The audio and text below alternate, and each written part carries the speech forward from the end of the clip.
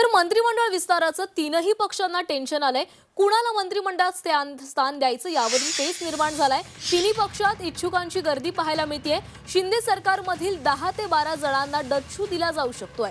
राज्य मंत्रिमंडळाचा विस्तार करताना कुणाला संधी द्यायची आणि कुणाला नाकारायचं हा मोठा पेच भाजपसह महायुतीतील तीनही पक्षांच्या वरिष्ठ नेत्यांसमोर आहे। भाजपच नाही तर शिवसेना आणि राष्ट्रवादीतील काही दिग्गजांना धक्का दिला जाऊ शकतोय। प्रत्येकच पक्षात इच्छुकांची प्रचंड गर्दी दिसतेय।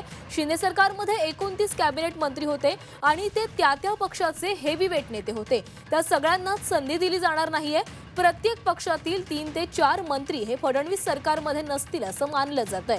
शिंदे सरकारमध्ये मंत्री असलेल्यांपैकी तिन्ही पक्षांच्या 10 ते 12 जणांना डच्चू दिला जाऊ शकतोय।